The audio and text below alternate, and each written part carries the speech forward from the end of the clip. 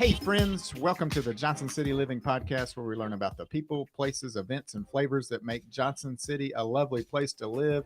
It is a beautiful early March spring day here in Johnson City. It was 65 degrees yesterday, 70 over the weekend, and it's like 40 this morning. So we are getting we get all kinds of great weather in Johnson City, but more importantly, we got great people. And I am blessed to have Dr. Sean Ochsenbein on the podcast. I practiced that and I've even goofed it up. So Ochsenbein. Oh, it's great to be here, Colin. I appreciate it. I tell my patients when I introduce myself, they're like, what is that? Where are you from? Where are you from? Where you must not be from the United States. I'm like, I'm from Middle Tennessee, Cookeville, Putnam County. I'm like, but mom never taught me how to spell it. And then they get a good laugh at it.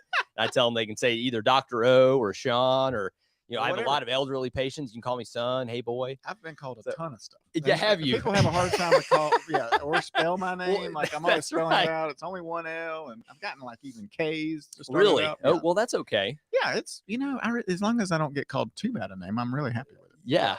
So, Johnson City Living Podcast. First off, what do you love most about Johnson City? God, what not to love, honestly. It really, the list is just beyond. You can't even count it the is. numbers. This is a jewel of the Southeast. I think really just anywhere, really east of the Mississippi.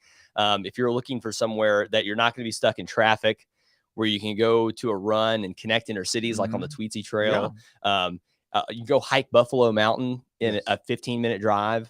Or go do the Pinnacle Tower hike, which I just ran up a couple days ago. I tell you what, it gets steeper as you get older, Colin. I've heard that. I don't know if they're grading it different. I'm going to call the Park Service and ask them, when are they installing the escalator? How long is that deal? It's 6 miles. Yeah.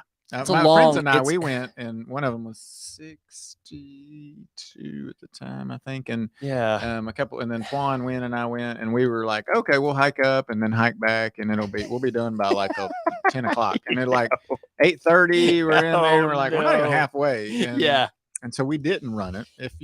I wish you could see this gentleman on the podcast because he is an excellent physical shape. Well, that's a lot of plastic. I have a lot of plastic surgeon friends, that's where can they get rid of my 410? They can tuck, pin, slice, and that's what they do for a living. They like to do that. Yeah. It turns out. But you kind of do it on the side for fun in the basement occasionally? Yeah. So that's in Bogota, Colombia, actually. I don't think we were supposed to talk about that today. Sorry. That's okay. That's on the other podcast. All right. So you love the outdoors in Johnson City. You love hiking, I do. All that fun I stuff. do. As an Eagle Scout, I always feel connected to nature.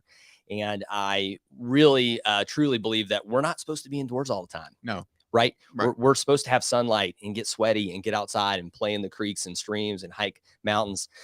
So I try to connect and reboot anytime I can. Yeah. And I feel like Johnson City provides that for me, whether it's, being in the mountains, whether it's being on the lake, whether it's going to one of our parks.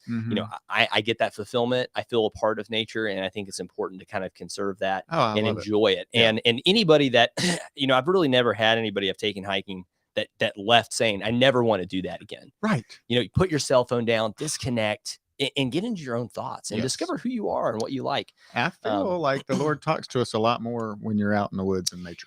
Amen. I could not agree with that more. That's the way it is. Yeah. You're exactly right. Yeah. Agree. He speaks a lot to me in the mornings early when I'm just in my bed. Is he telling you to get up? Is that what he's doing? That's what he's Colin, doing. It's time to leave your warm bed. Go to the gym and try and catch Sean. That's right. That's what he told me this morning. And so I was like, okay. So, Cookeville. Did you grow up born in Cookeville? So dad was military, so we moved around a lot. He was a Green Beret. Nice. Did work with Delta Force, plan their flight operations. So he was kind of that all-American, awesome guy. And then I had a mother. That's a high bar. It was a high bar. How seeing the GI, a lot of patience. Okay. And my mom was someone that worked in disability services her whole life. She's at Marable College now. So I had this it's perfect yin and yang. I had this rough, tumbly father, just and man of a man. That's right. And then and then this caring, mom that would ask you, how was your day today? Open-ended questions, wanted to know about your feelings, and then my father, which I can remember on one of our first hikes in Cub Scouts, and we started hiking out, and it was kind of late, and we're hiking on this, we're bushwhacking, which for those of you who don't hike, that's off trail hiking. right? That's where you get off the trail and You're going start through the wandering. laurels and the sticks. And That's right. So he's yeah. like breaking twigs on the way. I'm not noticing this. I'm like 8, 9, right? I'm just looking around, having a good time. So we stop about 2 miles into the wilderness of nowhere. And he looks up and he goes, okay, we've got about 30 minutes to get back to camp. He's like, why don't you get us back? And I stop. My eyes probably get about as big as saucers. And I'm like, what are you talking about? And he didn't go, oh, you weren't leaving marks. Way. That's exactly right. He's like, you need to be observant. You need to watch what's going on around you. You know, Wow. let's That's get back a to good camp. It was a good lesson. You know, so little things like that. If you just went into ninja mode and disappeared. And then That's correct. Yeah, that was all the other days of the week. Yes. Correct. So Cookeville was a great place to kind of circle back. It was 30,000 people, about half the size of Johnson City. We had Nashville and Knoxville kind of, on about an hour and 10 minutes on either side of us. How many did you graduate with in high school? It was about, so we had Cookeville High School. We had one high school for all of the city. So we had about 2,000 students there. I had about 500 in my class. Okay.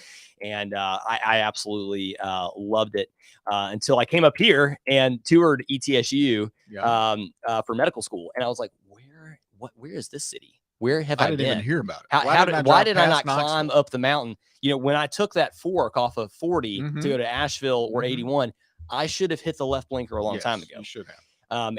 So the rest is history. Yeah. And I think when we have rock slides that cover up 40 on the way to Asheville, we get a lot of people. They're like, they're like, hey, wait a minute, we got to go left. I don't know why we're going to go through the Johnson City, but we'll do it. We'll see what's over there. Yeah, which happens frequently, you know. I believe. Oh, yeah, absolutely. Yeah, they've had that. I remember the interstate was closed for like 6 months. Yes. Okay, so graduated from Tennessee Tech. My brother went to Tennessee Tech. No, really? Yeah, that's cool. He's a techie. He's like Is he an engineer? He is a computer engineer. Okay. IT all the way, super brilliant. I didn't get any of that. He is at Eastman. And, good for him. Yeah. So he's a man of the chemicals now. And he runs all this crazy stuff, and he's watching machines and motors and variances and all this stuff. And he's got millions of screens. And I'm like, you're some kind of just crazy person. That's right. What an amazing company. And those engineers, I lived with 2 engineers when I was at Tech for a year. Yeah. I actually lived in an outdoor store and managed it in undergrad. Really kind of, you can see how I'm threading in. You lived in Mahoney's growing up. Yes. It was called Cumberland Mountain Outdoor Sports. And after I graduated from high school, I moved right into an outdoor store, lived there with my brother, managed it, and had a blast. Yeah. Right. Because if you, for whatever reason, if you're like, you know what, I kind of want to go sleep in the store tent tonight and not my own bed, you could be like, okay, I'm going to be this urban camping situation. And then you're like you're like preppered already up. Like correct. It's time to go. Had food. I'm going to get like 100 guns, 15 different bows. Correct. Crossbows. That's knives, right. And yes, and we didn't sell firearms. We didn't sell. Even though I have firearms, of course, we in Tennessee, it's kind of like required. You're born. I was born. They give you one with when you register your car. That's right. You were born with an NRA membership, like I was. Lifetime member, not by choice, but I'm happy to be one. But we had sold outdoor gear, North Face, Mountain Hardware, all of the, hippie stuff that you can imagine, disc golf stuff. Which is good. It's great. Yes. Because like the good stuff and you're like, okay, yes, the jacket costs $300. I'm going to have to buy that in the future. It is the weirdest transition in life, going from selling outdoor gear, living in a store for 4 years in undergrad, working EMS, where everyone that comes in, you don't walk into an outdoor store in a bad mood, right? No, like you come in and you're like, I've got $200 that I found somewhere and I'm going to blow it on a rain jacket that's going to last me 10 years. Yes. That's they're excited about it. And I was excited to sell it to them. Now I'm in a field where everyone has, a complaint or problem, and I love to help solve that too. So it's a really funny transition. So if you're listening and you're like, you guys are spending $300 and $400 on a jacket, which sounds crazy, it will last you in your entire life, whole life. Yeah, and those companies, they stick by their brands, and most of them are lifetime guarantees. Lifetime guarantees. If you like wear it out, they'll send it in. They'll send you a new one. Yeah, it's the one thing where if you spend a little bit more money, you get a jacket that's gonna last you forever, and it's breathable, so you don't sweat in it. Why am I? I'm not selling. I don't own stock in these companies. Right. I don't know what's happening right now. We should get some kind. I'm going to get Patagonia or North Face or Arc'teryx to sponsor this podcast. That's a great idea. If you guys are listening, send me a bunch of money. Please help us. Okay, so Tennessee Tech. Then you came up to Johnson City. I did. And you had my dad for biochem. That's exactly right. And you still made it through. I made it through. Wow, I do remember when did you graduate from med school? So crazy enough, I threw an MBA onto my MD. I was one of those weird kids that was like, oh, wait, how can I make my life harder right now in Why med not? school? Let's try and do it. So why not do that? And it work was the whole time. and right. It was a lot of fun. And so I came up here and toured, and Stephanie Cole and Doug Taylor over in the admissions office there, and then Dr. Stanton, which was ETSU president at the time, met all three of them when I came up here to tour, and I was like, these are my people, right? Salt of the earth, kind, unassuming, hardworking, intelligent people. And I'm like, this is my kind of school. This is my kind of town. And I wanted to be myself. You meet physicians. We're kind of a weird group, and I think it's because we just have to stick our head in books for a long time, I guess, And when I came up here, I was like, you know what? I can be myself. I can be outdoorsy. I can still have all these attributes in my life that I love, and then I can also be a physician. And I felt like I could get that at Colin. Like, it was a perfect fit. It was a perfect fit, and I loved it. And medical school is hard, yes, and you work a lot, but gosh, I came out a better person thanks to my professors, and the academics over there were just amazing. Yeah. And so you worked EMS, and was that prior to? It was, so it was prior to. But you're still kind of involved. I'm still involved. So I'm assistant medical director there in Putnam County. I actually have a lecture online today that I'm giving them on strokes. Wow. So I still stay busy with them. And, the chain of survival is important, and physicians should be involved in it. When you get that car wreck, there is a crew that's coming out to you, and you want to make sure that they're trained proficiently, because you might not have a lot of time. You might need blood, you might need a needle in your chest to decompress air, you might need a tourniquet, which I brought for you to give to you today. Absolutely. And so it was important to keep that a part of my life. So tell me about EMS a little bit, just because I see the guys in the ambulances and the crash trucks running out there, but then I don't see, in my mind, I'm not like, there's not a doctor, but I've got some friends who are like you, physicians, and I understand that there's an involvement. But for our listeners, tell me about how the doctor interacts in the EMS departments. Absolutely. So it's kind of multifaceted. So we have a lot of communities have docs in the community that will respond, in coordination with EMS on certain calls.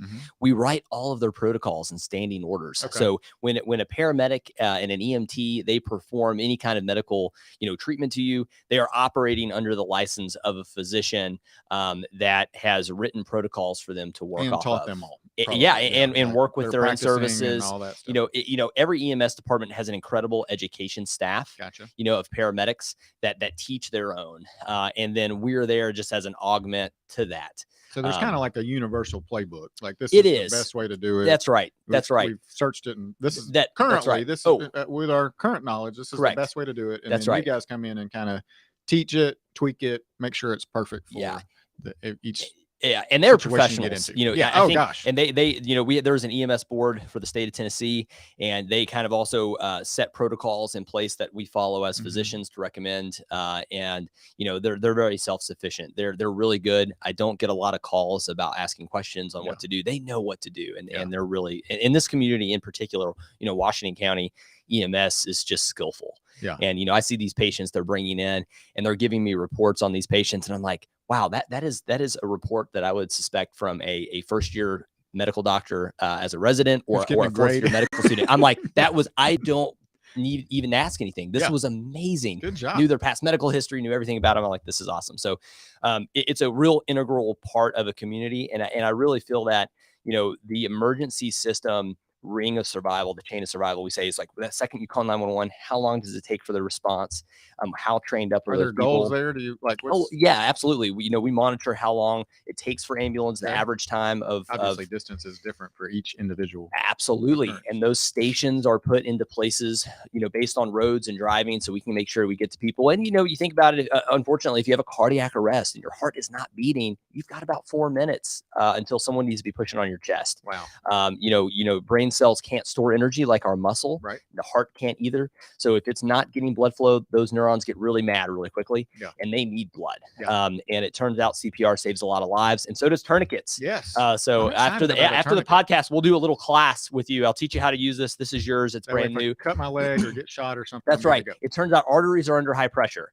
I don't know if you've ever done any plumbing at your house. I have. Yes. And it turns out turning off the water at the road's important It's before helpful. doing that, Yeah, it's helpful. because it turns out if you accidentally break something, and it's a lot of pressure, you There's a see, lot. people always want more shower pressure, Yeah, they but when do. you're not, when you shouldn't be doing plumbing and you are, and you find Right. out that pressure is constant and Right. it doesn't stop, Yeah. you find out really So quickly you're how to giving a turn. shout out to plumbers. So, Correct. like, Yes. just because you're an ER doc doesn't mean you're a plumber. is That's what I just heard. Yes, that's not Okay. a transferable skill. Like a vascular plumber and a actual Yes. plumber. Yes, Two different Yes, things. both are highly skilled Yes, and very necessary. and we love them. Yes. So tell me about, okay, so now you are an ER doc, you're assistant medical director for Putnam County. That's correct. Putnam County EMS, and then For EMS, okay. Yes. And then you also serve here in Johnson City. What's your Yep. role here? So I serve on the planning commission, Okay. and I have learned so much through that. Yeah. How I did you get on really, the planning commission? God, you know what? I've always loved being involved in communities, and Me too. I realized early on that happiness comes from, tribalism and getting into the tribe of the people. Mhm. And we've kind of lost that with our technologies and our work-life balance. COVID So didn't help with that. COVID didn't help. Oh That my gosh. totally Wow. killed the tribe. Yeah. What is COVID? What is that? I've not heard that name before, but so so I applied, reached out to some people and say, hey, put me to work. Yeah. I love this community. Let me give some time to it. And I've had a lot of fun. I remember one weekend I was reading about cul-de-sacs for about 3 hours, and Yeah. I never realized Like circumference. and is there lots. going to be a sidewalk? Is there not? Why Pat, not? can you get a fire truck in there? Can it turn Yes. around? Mhm. These are things that I never thought of before, but it turns out there's really smart people in the community. Yeah. I'm not one of those yet that has a great understanding of this. Yeah. So that 20, 30 years from now, if you're We've fire, got a nice cul-de-sac. we We do. can get 2 or 3 We trucks do. in there. Yeah, it turns out there's words for these roads like arterial and Mhm. feeders and all Yeah. these things that that make a difference in the day. And I never appreciated that as much as I do now. Yeah. Traffic count surveys. You're looking at all Yes. that stuff. Yes. Well, that's good to know that we've got someone who's Thank thinking you. down the line, because I was Yes. talking about that as our community is growing. We got tons of people who are listening, moving here.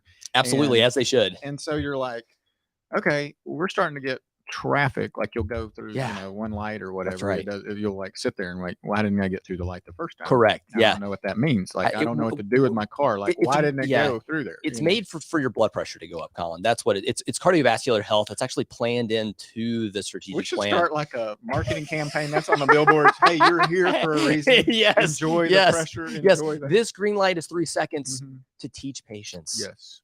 Thank you Yes. for I like this. participating. Yeah. Yeah. You passed. You passed Apparently. the test. Except for the Yeah. guy who just blew through the red Yeah, light. He's- the traffic light at the McDonald's there at State of Franklin. oh my gosh. It is one of the ones that I drove the medical school that direction. I drive to work now to that direction, and it's a race. I come to that light prepared for battle every time Yeah. to see if I can get through both of those And if, before one yeah, turns red. right. And that's how you like judge the fail a car you're lot. gonna buy. And I get Correct. That's it's right. not 0 to 60. It's like I just need to get 100 yards in under 2 seconds. That's right. My Toyota has a sport mode, and I push it Yeah. let's go. every time I go to that, and it turns out it doesn't help, You but I may still look at a push it every Tesla time. or something.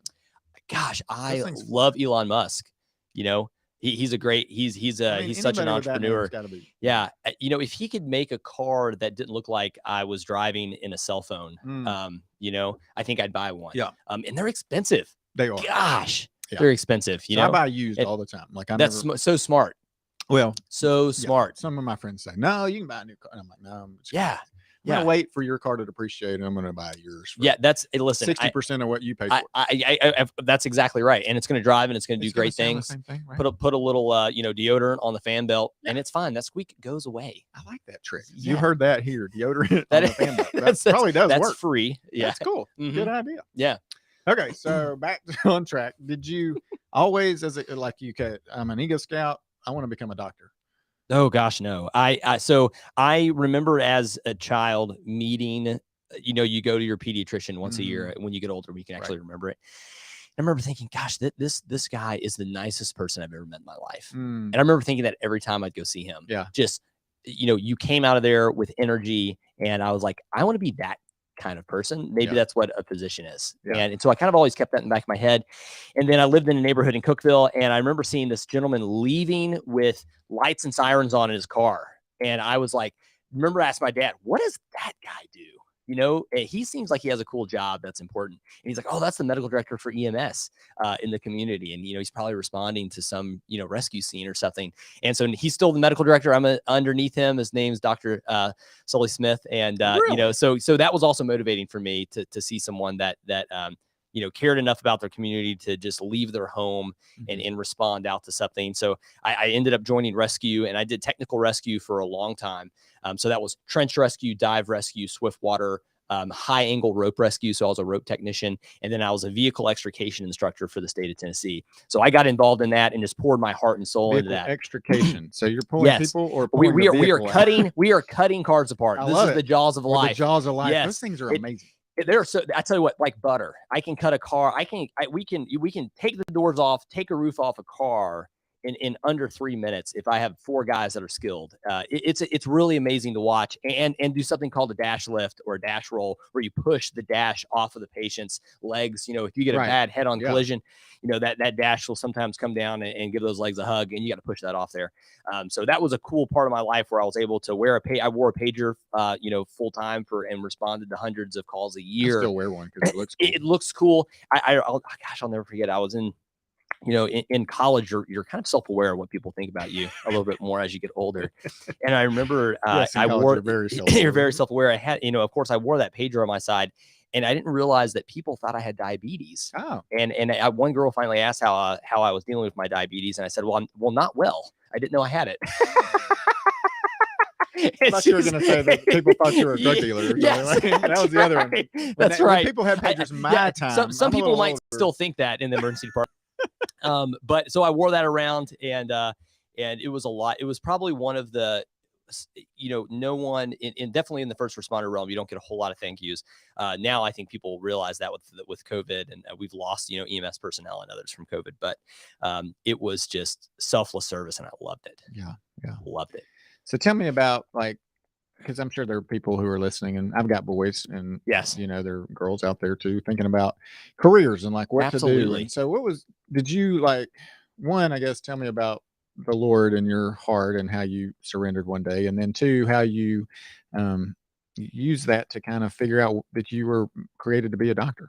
100%. I think that the Lord teaches us that service above self. And it's all about sacrifice. It is. Jesus. And it's about, building those around you up. Mm-hmm. And I don't think people realize how much, if you build those up around you, they will protect you and love back to you. Oh yeah. And if you put others first over yourself, that is really the biggest thing you can do for your community.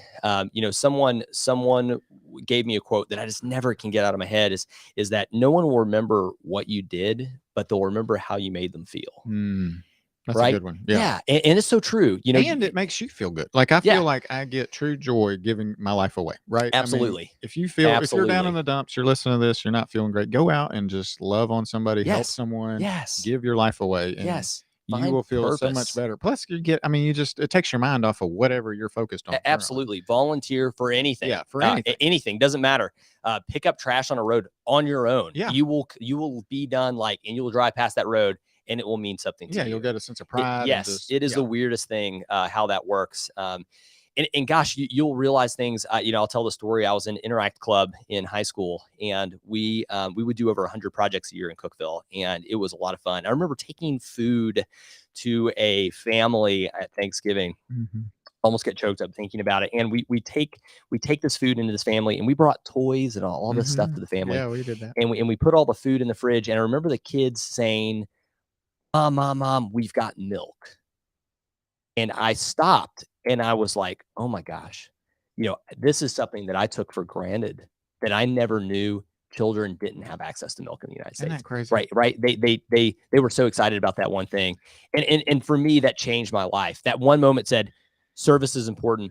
I need to understand my community better. And so it changed everything. But back to the Lord and religion, I was on a plane, 30,000 feet. Somehow I got upgraded to first class. I was in my scouting uniform. I was a life scout at the time. And cool. I was flying to Philmont Scout Ranch out there to do a trek. And I was sitting next to this gentleman, and he had a blazer on, and he had a little genie bottle on his jacket. it looked like the little Gideon Bible that you see in all the Yeah. hotels. Yeah. So I sit there and I'm talking to him, and he ended up being the president of Gideon Bible, and he was flying somewhere. He got upgraded to, it was so Yeah. funny. The plane was not very full, and we're talking, and he looks at me and he goes, "Have you been saved?" Never been asked that before in my life. And you're like, from what? Yeah, have right? Yeah. I was like, and of course I was like, I think so.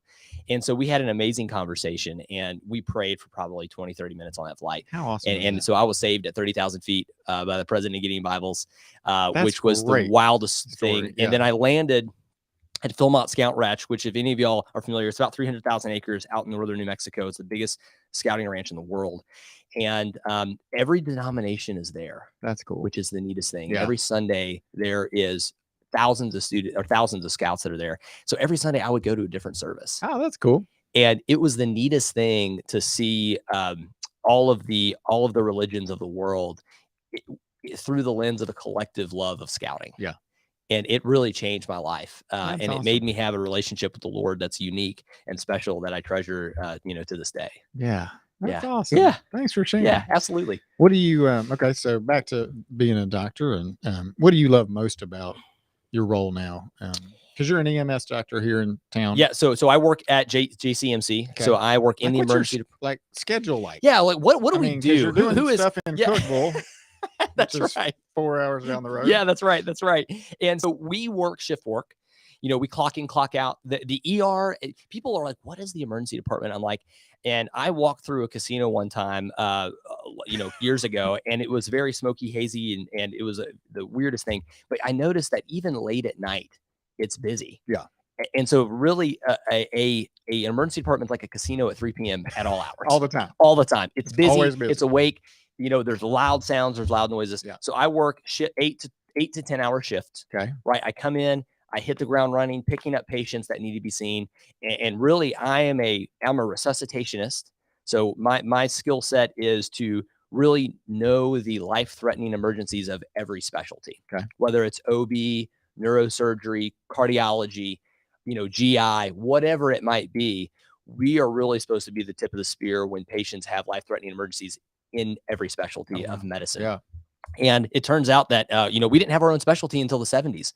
And kind of collectively physicians went, gosh, we kind of need someone that trains in this. Yeah. Because that can go from dealing with the old lady that broke her hip to the cardiac arrest of the 18-year-old, and then continue to see 15 other patients that day. Right. Because I guess they just perform in called that. somebody like, hey, Well, you're a doctor and we got yeah, a car wreck coming in. you know, You want to meet them over there? Or something? Yeah, Like, yeah, that's right. Yeah, You doing anything? local community physicians would feel the need. Yeah. And it turns out that we needed someone to be able to be a master of resuscitation and then be a risk management specialist. Yeah. And that's what we do. We determine whether I need to do something to you right now, Colin, to make sure that you're alive in 30 minutes. Yeah. And then 2, do you get to go home or come to the hospital? Gotcha. And so we're the front door, and we get to decide that for our patients. And it's a beautiful thing. I love it. Do they teach you like rapid decision-making skills? Like it's either taught or forced. I can't, Forced, yeah, I feel like we one thing as an ER physician, it's not for everybody. You have to be confident in the decisions you make, because stalling with decisions in the emergency department takes lives. Yes. You can't stall. No. You have to make a decision for them very quickly and luckily confidently. confidently. And that's why we go to residency for 3 years. That's why we went to medical school for 4. I went to Wake Forest for residency for 3 years and came out with such an amazing education from there. And, so I think the thing that I love about it most is I try to find opportunities to turn the worst day of these individuals into something that's not. Yeah. And that's hard to do sometimes, but my every day is someone's worst day. Right. And I have to remember that. And it's fun to make people smile and laugh. I'd say, a lot of my patients are able to talk to me. They're not unconscious. We're not doing CPR on them, even though that happens a lot. And I try to brighten their day up. I'm trying to be the pediatrician who's a really nice guy. I try. And it's fun to do that. And luckily, I never imagined being so thankful to be in a system like Ballad, where, that are connected to the community. Yeah. And our physician leaders, whether it's Clay Reynolds, and then, our CEO, Kenny Schaefer here, and then our CEO, Alan Levine, they live here. They live right. here. They're from here. And they're great guys. Clay's Yes. a buddy. And, Kenny's a buddy. Right. Yeah. And they care about the community, and that makes a difference. Yeah. And I feel it in the emergency department. The little things they do for us to make us, treat the citizens at that level that we want to set. And I have incredible physician colleagues, and we really set the bar high for what it is to get quality management and treatment here in the Tri-Cities. Yeah, it's just amazing what you guys do. I've had the blessing to meet a bunch of you guys and work with a bunch of you guys, and it's just, I feel very confident that should something happen and I need to go see one of you all, That's right. no matter what time. Yes. Yeah, you guys are going to take excellent care of us. And so it gives me a great piece, and hopefully our listeners who are moving here maybe a good piece about it too. It's important.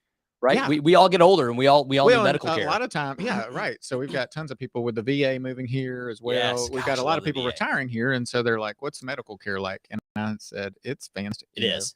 I didn't say that, like probably 15 years ago. I was like, it's pretty good. People would go to like, hey, I'm going to Duke, or I'm going to Vanderbilt, and that kind of thing. And some people still travel to those places for extra special care, but anymore, you can stay here and get world-class care. And let me tell you, I talk to every specialty. So we're very unique as ER physicians. We call and consult everybody. Yeah. So I talk to everybody, and it's really nice to call people up, and they still love their job. Yeah. And they want to treat people. Yeah. I'm not pulling strings here. I call them. I'm like, man, I've got this broken hip, or, I've got this guy, he's got chest pain. I think he might be having a heart attack. It's not on the EKG. Yeah. But I think he's the real deal. You know what, Dr. Ochsenbein, we'll take him. Yeah. And gosh, it turns out to be one, because we care, and we want to set that standard of care that's high. And that's cool to see. Yeah. And I think that comes back around to the people here are just world-class. And so that's right. Luckily we're moving in world-class people. And so absolutely, I tell people, if you're not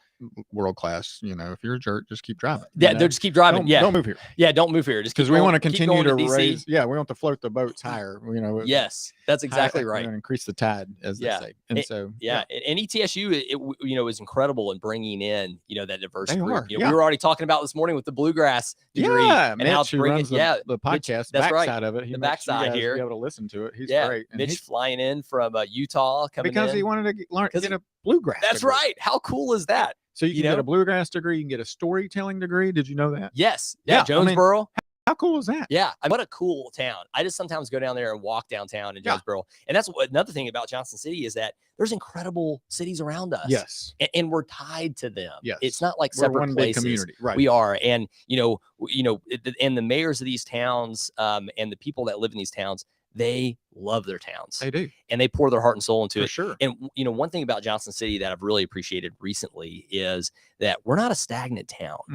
This town is growing, thriving. Yeah. And we are making changes to downtown that are going to impact the next generation. And our kids are going to want to stay here. Anything you can share with our listeners about downtown? I will say this: we are building a lot of homes in Johnson City, and we've got incredible builders that understand that people want to move here. Yeah. And I can tell you that the planning staff at the city are incredible. Yeah. These people they're under high demand. Hard. Right now. They are. People are going to them. We're trying to build 1 million houses. Yes, we are. And let me tell you, these houses are being sold before they're even moving ready. I mean, yes. the granite just went in, or the sheetrock just went up, and someone's trying to move their boxes in. Yes. And it's like, no, not wait. We got to have the water running first.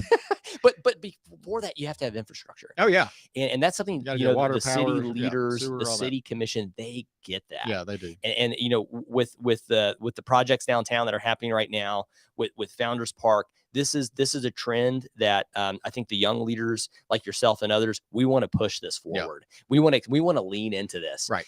Because we really feel that Johnson City is a special place in Tennessee, and we believe that third star is not Knoxville, it is Johnson City. Oh, man. Yeah, and sorry, Knoxville. You're just kind of sorry. Yeah, that's exactly right. And so it's beautiful. I was in Memphis yesterday. When I just land and I step out and I come back to the mountains, I feel at home. Oh, it's I awesome. love Memphis. I love the barbecue. I love the culture down there. It's a great place too. It is a great place. But gosh, Johnson City's special. It is one of the most wonderful places in the world. It is. Sure. It is. Let's see. Oh, I was going to ask you if you knew anything about. I know there Ballard's thinking about a research hospital, like and Yeah. that kind of thing. Do you have any insight onto that? Well, Because I was talking about Duke and Vandy, and that made me yeah. So one thing Sorry that's to incredible jump back that into that. that also I think that the administration at Ballard really appreciate is the incredible amount of educational wealth we have in the area with ETSU, Quellen, and the VA. Mhm. They are not siloed. Mm-mm. They are tying into these communities, Yeah. and they're realizing that. And I think that building out a research center and putting in actual, capital Mhm. into a project like that. They just had, they've launched so many projects recently to really better the community. I mean, you look at the Allen really project. has a heart for the community. I feel like. Absolutely. And you see that, even from his writings, Yeah. when it comes to really difficult topics like COVID and lockdowns and masks and these things that have become so decisive, you see him really leading, not only in Tennessee, but really in the country when it comes to some of the stuff he's talked about. And that's something that I think the citizens of this area, they see, but that's hard to do. Right. And that spends a lot. That takes a lot of time to write those kind of documents Sure. and have that kind of stance. Sure. So it's just a blessing to be here. And I think, with ETSU having all the programming they have, if you move here and you have young kids, they're going to find their niche. You Oh. talk about like, how did you find out you wanted to be a physician? Right. Well, I went to Golden Corral and Yeah. I just tasted everything. And I was like, what did I like? Yeah. And that's what I recommend, really people do. Yeah. You're not going to know you like it until you try it. Right. And if you don't know what you don't know. That's one of my favorite sayings. Yeah. And, not knowing something doesn't mean you're ignorant. It Yeah. just means you don't know it. Right. And you need to learn. Right. And everything looks different from the outset. It does. Yeah. I was, when I went down and worked at Philmont, I was a custodian down there for 3 months. Good for you. And I, learned how to change out urinals, learned how to operate mowers and weed eaters. And, when I called them, I was like, hey, what gives me the most time off the hike? And they're like, well, actually, you get 4 days on, 3 days off if you want to be a custodian. And I was like, sign me up. And I hiked out there. 10 miles a day. I tell you what, let me tell you what's humbling is cleaning 80 toilets a day. Let me tell you, that's pretty strong. It is. It's humbling. And definitely when you're cleaning it from dirty scouts that just hiked, for 8 days. Yes. It was an amazing growth experience for me, waking up in a tent with a little, I woke up many times having a skunk nestled on my feet in the canvas tents down there sleeping, keeping me warm. I was keeping, it warm. It was such a cool experience. So I think crazy. I say that because no, thank God, no. Almost stepped on a couple snakes, but push the envelope, right? Get out of your comfort zone. Get out of your comfort zone. Scrub some Get toilets. off the couch, set the cell phone down, scrub some toilets. And if there's any children listening, go clean the toilet once and surprise your parents. Oh my gosh. They will probably have a family meeting, ask if something's wrong, what's happening in Are your you on life. drugs or something? Yeah, that's right. But it's a good thing to do, and what's cool about the emergency department is we have custodial staff that are literally integral to our department working. Oh gosh. Because they help us change our rooms over, and it's really a significant part of it. If they're doing well and they're happy and they're working hard, we see more patients and save more lives. Right. And people don't realize that in emergency department, everybody's job is just so valuable down there. It's cool. It's all critical. It's all critical. Isn't that crazy? It is. It's fun. And it's I think fun. having that vision, like, okay, you filling this paper towel thing, or taking out this trash, or changing this bed, it's integral. Is integral, life saving. Yeah, and they know that. Really? Yeah, it is. It's life saving. It literally is life saving. Yeah. All right. Anything I didn't ask you I should have? Gosh, I don't think so. I think that, one of the things about this city is that you need to explore it. Yes. You need to drive around it. You need to go to the neighborhoods. You need to go to the parks. And if you live in Johnson City, you've never been to Buffalo Mountain, if you've never been up to the fire tower, if you've not been downtown to the little parks and then the festivals on Friday, oh man, you need to do it. Yep. You're going to feel a sense of community that you've never felt before, and you're going to be happier for it. Yeah, it really is a good spot. Okay. Yeah. You and I are bourbon fans. We've shared a little bourbon. We yes. What's your current favorite bourbon? Gosh, I'm probably, a once a couple times a month kind of guy, just to have that smoky flavor, and I didn't realize that you had to hunt for certain ones. So I love a good weeded bourbon, a good Weller, foolproof 107. It's a lot of fun. And I think for me, it's the heritage of it. Yeah. These industries provided so many jobs in rural Kentucky and Tennessee. Yeah. And I've toured the Jack Daniels distributor. I went a couple weeks ago. Did you really? Fantastic. No way. Was it not fun? It was one of the most enlightening experiences of my life. Yeah. It was fantastic. Yes. It's so neat to see. And when I was on the Tennessee Board of Regents, we had an event there, and we were able to kind of go behind the scenes, and I just gained an appreciation for the artistry of it. And I never really thought of a spirit as an art. Right. And it's kind of a hard transition to make, but man, the amount of soul and love that people pour into that spirit, and how much culture there is in our area with that's what makes it cool for me. And it's neat to kind of, I love art. I love the arts in general. Yeah. And it's kind of neat to every once in a while have a sip of an art. As a physician, if you want to have a glass of red wine every once in a while for cardiac health, you do that. The AHA is like, hey, you can have a drink every once in a while. But I think it's in moderation. You shouldn't, and no one should be a daily drinker. And no one really should have over 3 drinks at a time. Because you wake up the next day, you're dehydrated, your liver doesn't like that and all these things. But if you have a passion for the art of something and you want to have it every once in a while, it's an okay thing to do. Yeah, I agree. That's my physician standpoint. I really appreciate that. That's good. Yes. Good. Yeah. All right. I asked you if you liked coffee, and I do. You wanted a coffee. Oh, I do. I had some already today. I can tell you're jacked up. Yes. Yes. I had some today. So if you had to go for coffee out in Johnson City, where would you grab a cup of coffee? Gosh. So the little Airstream. Oh yeah. Blues Brews. It's so fun. Good people. Yes. And I love that because you're taking a space that was not being utilized and you're throwing a business there. That thing's been on that corner for years. Yes. I thought it was brilliant. Cool idea. Good job. Good job. Yeah. So the little Dos Gatos. Their cappuccinos are great. They are. I love going in there and describing a cappuccino and talking and slowing down life, one thing is that, the Europeans do understand sometimes, particularly like the Croatian kind of culture, is that sit down, have a cup of coffee for an hour and talk to somebody. Like look them in the eye. Yes. And I think that's something that's cool about a coffee shop and a coffee house. And we're lucky to have so many here in the Tri-Cities, whether it's Sweetwater, out in Gray as well. Yeah. It's fun. Yeah, it is good. Okay. Yeah. Favorite place to grab a burger? Oh, Label. Okay. Oh, yeah. Pizza? Yeah. Pizza would be probably Scratch or Rocks. Yeah. The downtown pizza there on the corner is really, really good. Yes. Have you been to Everybody's Pizza? No. I haven't either. No, I've been to Luke's. Okay. Luke's is great. Luke's drive through. They've been there for forever. I'm a margarita pizza kind of guy. Okay. I don't get salt on the rim with that, but it's great. So, but oh no, I have been there right by 26. Yeah. I have been there. Okay. It's super great. Is it good? Yes, okay. It is very good. And we keep talking about it and we totally forget it. No, it is great. Right. So I went, go to Everybody's Pizza. Actually, that was 2 pizzas ago. I went there and got a pizza and I'm going to get it again. And it seemed, it's local people that started it and they had passion for pizza. And, when you go, call me and I'll go with you. Oh, that sounds great. And the bread was amazing. I feel like that's what makes a pizza. It's not what's on top. It's the base. It's that concrete. Right. And everybody gets off on the sauce. But yes, if the crust is terrible, I mean, I don't care how good your sauce is. That's right. Cardboard. It's on cardboard. Yeah, no, correct. Yes. No, thank you. Yeah. Okay. How can our listeners connect with you? Gosh. Are you on the socials? So I am on social media, Wilderness Doctor. I get on there and do medical education posts. I have about 40,000 followers on there and have a lot of fun interacting with people. It's a lot of fun. Mitch, we need to tag him on there. Yeah.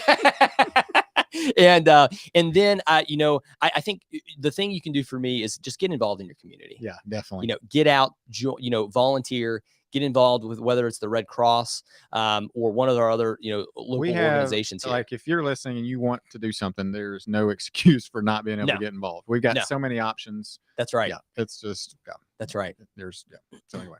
Well, thank you for spending some time with me. Anything else you want to share? No, it's beautiful. Everyone just have a beautiful day and keep safe, over the summer. Yeah, have fun. Sure. Get outside. Yes, it's going to be gorgeous. So I guess we'll wrap it up. Yeah. Thank you, Colin. Thank you. Thank you guys for listening. Absolutely. Till next time, I'm Colin Johnson with the Colin and Carly Group and Keller Williams Realty. If you want to sell your home or make a move to Johnson City and come hang out with Sean, I'm here to help you. He'll show you around too. He said he likes to give tours. That's right.